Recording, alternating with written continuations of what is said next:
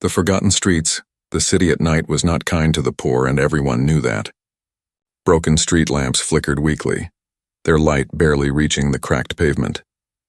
Trash bins overflowed, and the cold wind carried the smell of damp concrete.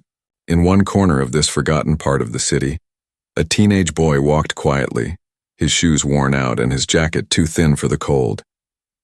His name was Daniel. He was 16, fatherless, and lived with his single mother in a small old apartment. Life was never easy for them. His mother worked long hours at a cheap diner, often returning home late with aching feet and tired eyes. The boy had learned to survive with little, sometimes eating only one meal a day, sometimes none. But in his heart he carried a strong will. He wanted to protect his mother, and somehow find a way out of their miserable life.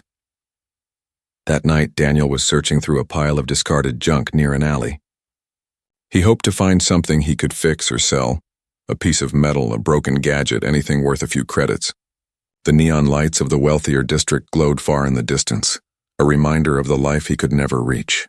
He sighed, picking up an old data chip, but it was useless, cracked in two. As he prepared to leave, he heard something unusual. It was soft at first, like a whimper. He froze, his heart beating faster. He looked around but saw nothing. Then it came again, this time a faint cry, almost like a plea. Daniel followed the sound cautiously, his eyes darting between the shadows. At the end of the alley, beside a crumbling wall, he saw her. A woman, or perhaps not fully human, was crouched on the ground. Her skin had a pale shimmer, almost glowing under the weak streetlight. Her hair, long and silver, was tangled and messy. She wore a torn cloak that barely covered her, and her hands trembled as she pressed them against her swollen belly. Daniel's eyes widened. She was an alien, clearly different from the humans he knew. And she was pregnant. She looked weak, frightened, and on the verge of collapse. For a moment, Daniel hesitated. His instinct told him to walk away. Aliens were trouble. People said they brought danger, secrets, and enemies. But then he saw the way her eyes, large and filled with pain, looked at him, almost begging silently for help. "Please," she whispered, her voice shaky and soft. "Help me." Daniel felt his chest tighten. He was just a poor teen, living in a city that didn't care if he lived or died. What could he possibly do for her? Yet something inside him refused to leave her there. He stepped closer. "Are you hurt?" he asked, his voice low but steady. She shook her head slowly, though her body told a different story. Sweat glistened on her forehead, and her breathing was shallow. Daniel noticed her cloak was stained with dirt and something darker, maybe blood.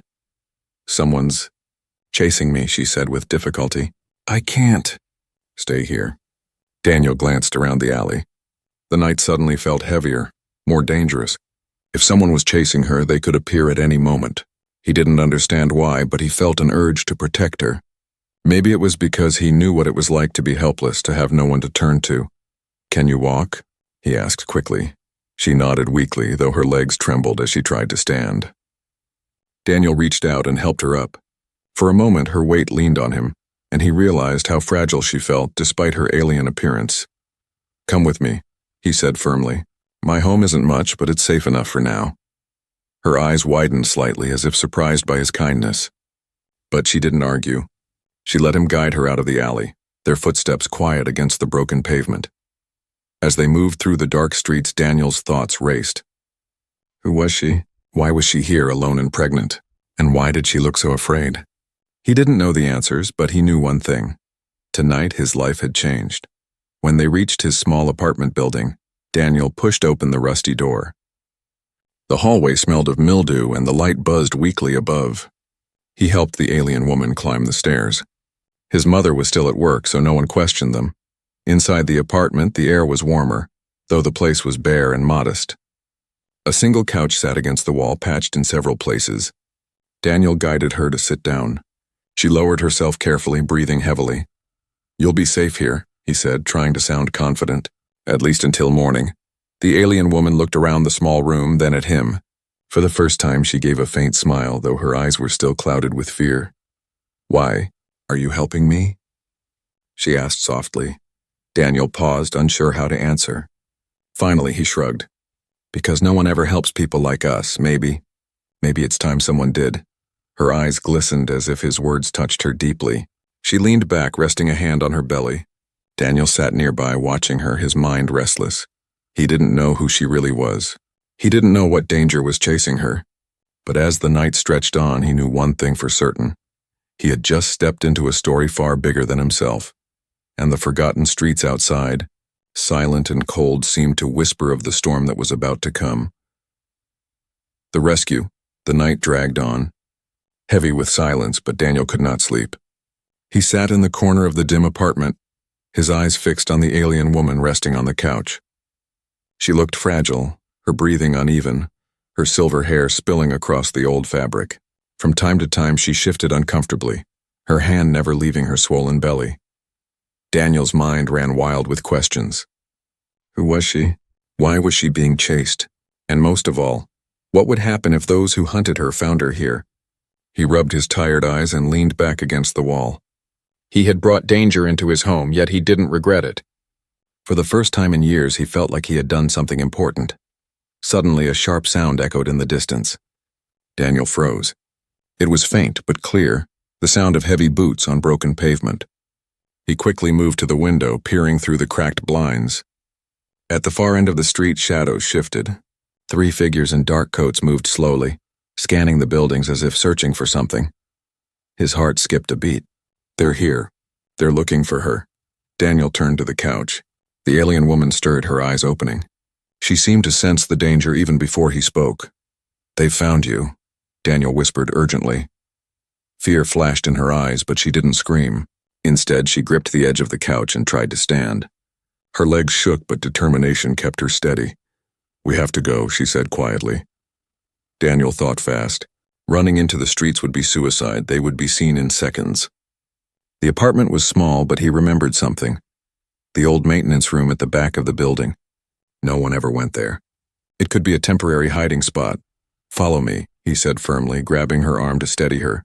They slipped out the back door, careful not to make noise. The hallway smelled of mold, the walls peeling, but Daniel moved quickly, guiding her through the narrow corridors.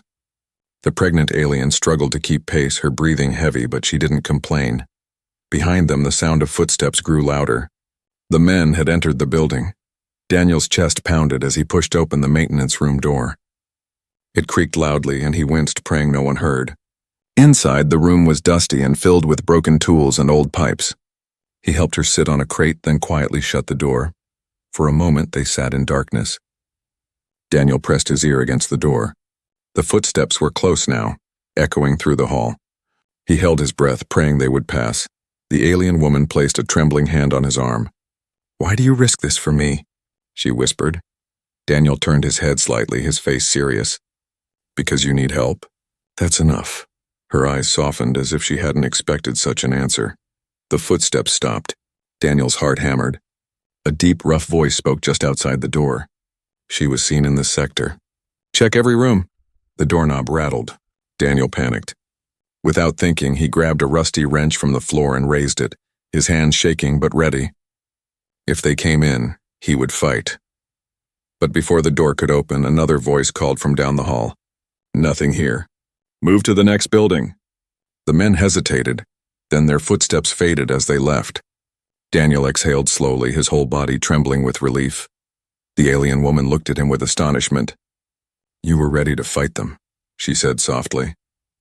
Daniel lowered the wrench, his hand still shaking. I had to. I couldn't let them take you. For the first time since they met, she gave him a true smile, though faint. You're brave. Braver than most. Daniel looked away, embarrassed. I'm just a kid. I don't feel brave. Bravery, she said gently, is not about not feeling fear. It's about what you do despite fear. Her words struck him deeply. No one had ever spoken to him like that before. When the danger seemed to pass, Daniel guided her back to the apartment. He knew this wasn't over. They would keep searching. If she stayed here, sooner or later, they would find her. But he couldn't send her away. Not when she was weak, not when she carried a child. Back inside, he offered her a cup of water and the last piece of bread they had. She hesitated but accepted, eating slowly. Daniel watched her carefully, noticing the way she handled the bread as though it was something precious, not ordinary. You've lived like this all your life? She asked, looking around at the small apartment. Daniel nodded. Yeah, it's not much. But it's all we have. Her eyes softened again. She seemed to study him as if trying to understand him. And yet with so little you give me more kindness than those who have everything. Daniel didn't know how to respond. He looked away, but her words stayed with him. That night, as the city outside returned to silence, Daniel knew something for certain. His act of kindness had placed him in the middle of something dangerous, something much bigger than himself, but deep down he also knew he would not turn back. He would protect her no matter what came. Whispers in the dark. The night stretched long, but Daniel could not rest. He sat by the small window, staring at the faint glow of neon lights outside. His mind refused to calm. Somewhere in the city, strangers in dark coats were searching for the alien woman now lying on their couch. His mother had not yet returned from her late shift, and Daniel was grateful. How could he even explain what he had done? The alien woman stirred, whispering softly in her sleep. She shifted uncomfortably, one hand pressed firmly against her round belly. Beads of sweat glistened on her forehead. Daniel hesitated, then stood and brought over a bowl of water, dampening a cloth and gently placing it against her skin. She flinched at his touch, then opened her eyes. Her gaze lingered on him, tired, cautious, but with a trace of relief. "You stayed," she whispered. Daniel gave a half smile. "Where else would I go?" For a moment silence stretched between them. The ticking of the old clock on the wall filled the room. Then finally she spoke again. "My name is Solara." Daniel nodded slowly, letting the name settle in the air. It felt strange, almost too elegant for the small, broken apartment. "I can't tell you everything," Solara continued, her voice fragile. "Not yet. But I can tell you this. I was not meant to end up here on these forgotten streets." Her words carried weight, heavy with secrets. Daniel leaned forward, curiosity burning inside him. "Then where were you supposed to be?" Solara's eyes clouded with sorrow. "Safe, protected, away from those who want my child." She trailed off, biting her lip as if she had said too much. Daniel frowned. "Why would anyone want to hurt a child?" Her expression hardened, and for the first time, Daniel saw a glimpse of strength in her, something hidden beneath the fear. "Because this child represents power, more power than you can imagine." Daniel sat back, stunned. He didn't understand. Power? She looked like nothing more than a scared, exhausted woman trying to protect her unborn baby. How could a child be dangerous to anyone? Solara closed her eyes, taking slow breaths. "I can't explain more. Not now, but you must know. If you help me, danger will follow you too." Daniel swallowed hard. He was already in danger, wasn't he? The men in dark coats had nearly broken into their home. His heart beat faster at the memory. Still, he answered firmly, "I already chose. I won't abandon you." Her eyes opened again, shining faintly in the dim light. For the first time, she didn't look like a stranger. She looked like someone who wanted to believe in him. Hours passed, and Daniel tried to keep watch. But exhaustion pulled at his body, and slowly his eyelids grew heavy. At some point, he drifted into uneasy sleep. When he woke, faint sunlight was creeping through the blinds. Solara sat by the window, her silver hair glowing in the morning light. She seemed calmer now, though still weak. "Good morning," she said softly. Daniel rubbed his eyes. "You didn't sleep?" "I couldn't," she admitted. "Nightmares." He studied her carefully. The alien shimmer of her skin was clearer now in daylight, a subtle glow that marked her as otherworldly. Yet she looked so human in her worry, her exhaustion, her silence. Before Daniel could speak, the sound of keys jingled at the door. His mother returned, carrying a tired smile and a bag of leftover bread from the diner. The moment she stepped in, her eyes widened at the sight of Solara. "Daniel," she whispered, her voice sharp with shock. "What is this? Who is she?" Daniel rushed forward. "Mom, wait, she needs help. She's not safe." His mother's gaze moved from him to the strange woman on the couch. Confusion and fear filled her eyes. "We can't get involved with this. If the wrong people find out..." Solara stood slowly, her hand resting protectively on her belly. Her voice was calm, though her eyes glistened. "I don't want to bring harm to your home. If you wish, I will leave." Daniel's mother hesitated, torn between fear and compassion. She looked at her son, at his desperate face, then at the fragile figure of the alien woman. With a heavy sigh, she placed the bread on the table. "You can stay," she said softly, "but only until you're safe to move again. After that, you must go. Do you understand?" Solara bowed her head, gratitude clear in her expression. "Thank you." That day passed in tense quiet. Daniel tried to act normal, though his mind was restless. Outside, the city moved like nothing had changed. But inside, secrets lingered. Late at night, when his mother had gone to bed, Daniel sat again by the window. Solara joined him, her eyes on the stars faintly visible above the rooftops. "Do you believe in fate, Daniel?" she asked suddenly. He shrugged. "I don't know. My life doesn't feel like it has much fate in it." She smiled faintly. "And yet here we are. A boy with nothing meeting a woman who has lost everything. Perhaps fate does exist." Daniel didn't know what to say. He only knew that something had changed in him. He wasn't just a boy scavenging the streets anymore. He was part of something larger, something dangerous and mysterious. And as the night deepened, whispers of secrets hung in the air. Secrets Solara carried. Secrets that would soon change both their lives forever. Shadows of the chase, the city never truly slept. Even in the poorest districts, the night air buzzed faintly with neon lights, faint music from faraway bars, and the rumble of transport engines. But for Daniel, every sound carried suspicion now. Every echo of footsteps, every shadow cast on the cracked walls made his chest tighten. Someone was out there searching. Solara had tried to rest, but her sleep was restless, broken by soft gasps and sudden turns. Daniel's mother stayed watchful too, her worried eyes showing she had not forgiven her son for dragging danger into their small home. Still, she had not thrown Solara out. Compassion had won over fear, at least for now. When morning came, Daniel tried to leave for his usual scavenging, but Solara shook her head. "It's too dangerous," she whispered. "They're still hunting me. How do you know?" Daniel asked. Her gaze hardened. "I can feel it. The kind of men who chase me do not stop until they succeed." Daniel frowned. "Then we'll outsmart them." His words were confident, but deep inside he was terrified. He was just a boy with no father, no strength, no weapons. And yet something inside him refused to surrender. That evening, trouble arrived. Daniel had gone down to the street to throw out the trash when he noticed them again. Two men, both tall and broad, wearing black coats with strange symbols stitched near their collars. Their faces were cold and sharp, their eyes scanning every doorway. One of them carried a small device that beeped faintly, pointing toward the apartment block. Daniel's blood ran cold. They were close, too close. He ducked behind a pile of crates, watching carefully. The men moved slowly, methodically. They weren't just wandering. They were hunting. Daniel's mind raced. If they searched every floor, they would eventually reach his apartment. Solara would have no chance. Neither would his mother. He hurried back upstairs, his breath uneven. When he burst through the door, Solara's eyes widened instantly. She didn't need to ask. She knew. "They're here," Daniel whispered hoarsely. Solara rose shakily from the couch, clutching her belly. "Then we must move." His mother's voice trembled. "Move? Where?" "We have nothing." Daniel's mind turned quickly. The old train tunnels. Nobody goes there anymore. If we can make it before they search this floor, we might lose them. His mother hesitated, fear written all over her face. But when Solara's breathing grew heavier, when her trembling hand pressed against her stomach, she nodded. "Fine. But we must hurry." The three of them slipped quietly into the dark stairwell. Every creak of the wooden steps felt like thunder in Daniel's ears. He held Solara's arm, guiding her carefully. The shadows pressed close around them. Halfway down, the sound of boots echoed from below. The men were already inside the building. Daniel's heart pounded.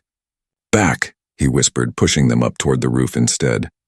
If they could reach the rooftop, maybe they could escape across the connected buildings. The stairwell grew darker as they climbed.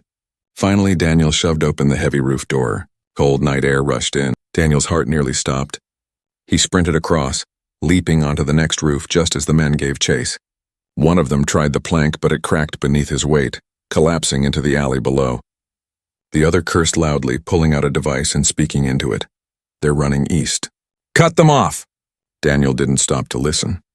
He grabbed Solara's arm, guiding her quickly across the roof toward the fire escape ladder. Down they climbed, metal rattling beneath their steps. The alley below was narrow, smelling of rust and rot. But it was freedom, for now. They moved quickly, weaving through abandoned streets until they reached the entrance of the old train tunnels. Rusted gates hung loosely on their hinges. Daniel pushed one open and the three of them slipped inside. The tunnel was damp and silent, the air thick with dust. Broken train tracks stretched into darkness. Their footsteps echoed faintly as they ventured deeper. Finally, when they felt far enough, Daniel stopped. Solara sank onto a broken bench, exhausted. His mother leaned against the wall, her breathing heavy. For a long moment, no one spoke. Only the distant drip of water filled the silence. Then Solara whispered, her voice trembling. "You should have left me. You and your mother, you risk everything for me." Daniel shook his head firmly. "We couldn't. Not when you need help." Her eyes glistened as she looked at him. "You don't understand who I am, Daniel. If they find me, they won't just hurt me, they'll hurt you too. They'll destroy everything you love." Daniel clenched his fists. "Then let them try. I'm not afraid." Solara's lips parted as if to argue, but she stopped. Instead, she lowered her gaze, whispering words so soft they almost vanished in the darkness. "You are braver than most men I've ever known." The shadows of the chase had only begun. The hunters were relentless, and Daniel knew the tunnels would not hide them forever. But for that night, they had bought themselves time. Time for secrets to be revealed. Time for the truth to surface. Time for a poor fatherless boy to realize that his life was about to change in ways he could never have imagined. The secret revealed. The tunnels were silent. But Daniel could not shake the feeling that the walls themselves were listening.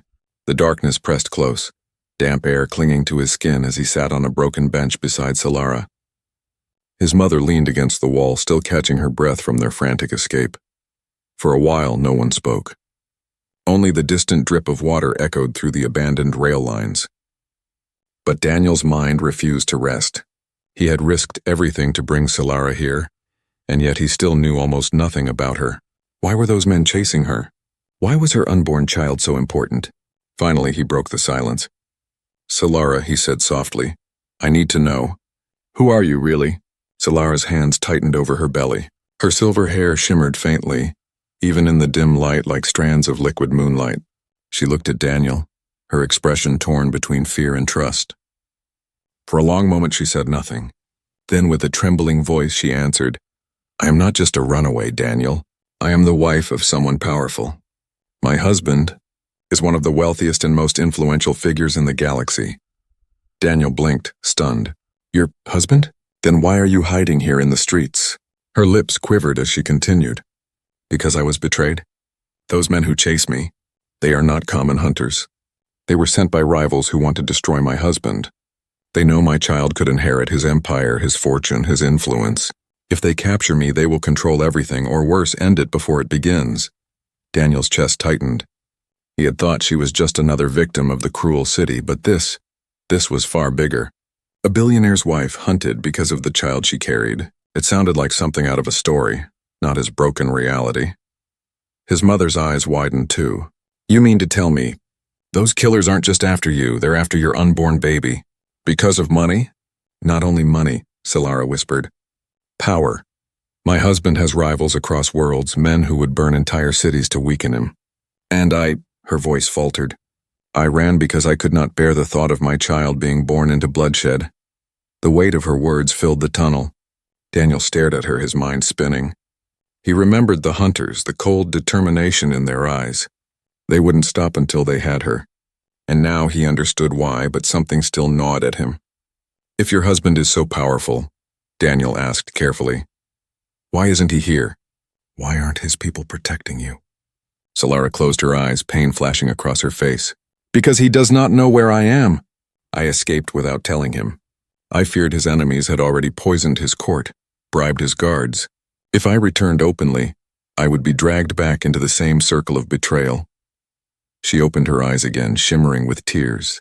"The only safety I found was in the kindness of a boy I had never met." Her words struck Daniel deep. He felt his throat tighten, unsure how to respond. He wasn't a soldier or a leader or even a man of means. He was just a poor teen with nothing. Yet somehow fate had placed her life and her child's in his hands. His mother shook her head slowly, disbelief written all over her face. "This is too dangerous. We can't keep you here. If they discover us," Daniel cut her off. "We can't just abandon her, Mom. You saw them. If they catch her, it's over." His mother's eyes softened, but fear still lingered in them. She knew he was right. Yet the risk was unbearable. Solara lowered her gaze, her voice trembling. "I never wanted to endanger you. But it seems I have no choice but to trust you. If I stay here much longer, they will find me. And if they find me, they will kill not only me but anyone who stood in their way. Daniel clenched his fists. He thought of all the nights he had gone hungry, all the times he had felt invisible to the world.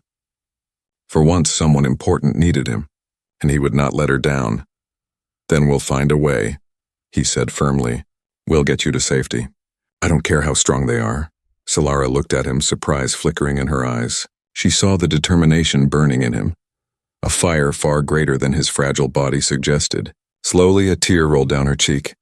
You remind me of him, she whispered. Daniel frowned. Who? My husband, she said softly. When I first met him, he was not yet powerful. He was just a man with courage, willing to fight for those weaker than him. I see that same courage in you. Daniel's face warmed, but he looked away, embarrassed. I'm nothing like him. I'm just me, but Solara smiled faintly. Sometimes that is enough. Suddenly, the sound of faint footsteps echoed in the tunnel. Daniel tensed, his hand reaching for the rusty wrench he had carried since the night before. The shadows shifted at the far end. They're here again, he whispered. Solara's body stiffened.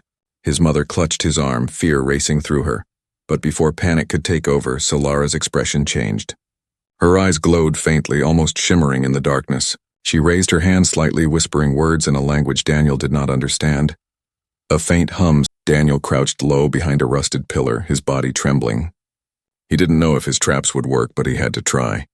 Solara and his mother hid behind the stacked crates, watching in tense silence. The first hunter stepped over the pipe. His boot caught, and he stumbled hard onto the tracks with a curse. The second stopped to help, just as Daniel swung his wrench from the shadows. It struck the lamp, shattering it in sparks. Darkness swallowed them instantly. Get him, one of them shouted. Daniel's heart raced as he darted deeper into the tunnel, leading them away.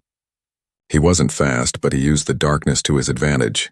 The hunters stumbled over the debris, their curses echoing in frustration. Solara clutched her belly tighter, whispering words in her alien tongue.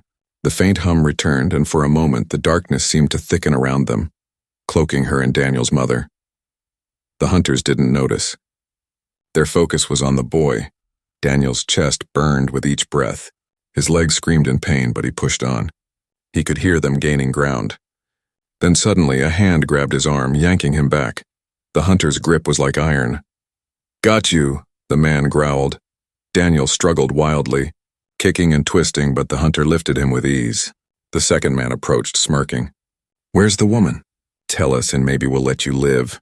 Daniel spat at the ground. You'll never find her. The first hunter raised his weapon, ready to strike, but Solara's voice cut through the tunnel. Stop. Her voice carried power, echoing strangely as if the tunnel itself obeyed her.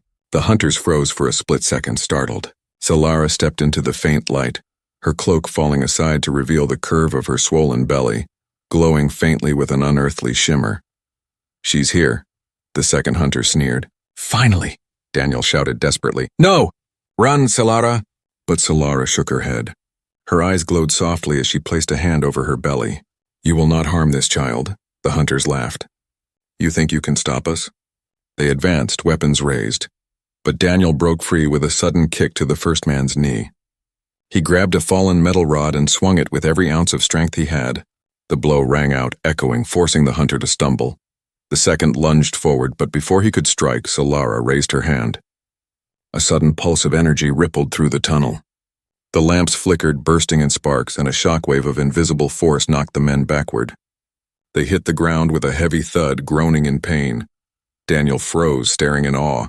His chest heaved, sweat dripping down his face. What did you just do? Solara's face was pale, her body trembling. A fragment of my power, she whispered. It's tied to my blood and my child, but it takes everything from me to use it. She swayed, nearly collapsing. Daniel rushed to her side, catching her before she fell. Don't push yourself. You're safe now. His mother joined them, her face pale but full of relief. Daniel, you could have been killed. Daniel shook his head, his arms wrapped protectively around Solara. I couldn't just stand by. I had to be her shield. Solara's eyes softened. Tears welled in them as she whispered, You risked everything. For me. Why? Daniel met her gaze, his voice steady despite the fear that still churned inside him. Because no one ever risked anything for me. And maybe it's time I became the kind of person I always wished for. For a long moment, Solara said nothing, but her hand reached out, trembling, and rested gently against his cheek. You are more than a boy, Daniel. You are the shield between life and death, and because of you, my child still has a chance. The hunters groaned on the ground, still dazed from the energy blast. But Daniel knew this wasn't over. More would come. Stronger ones.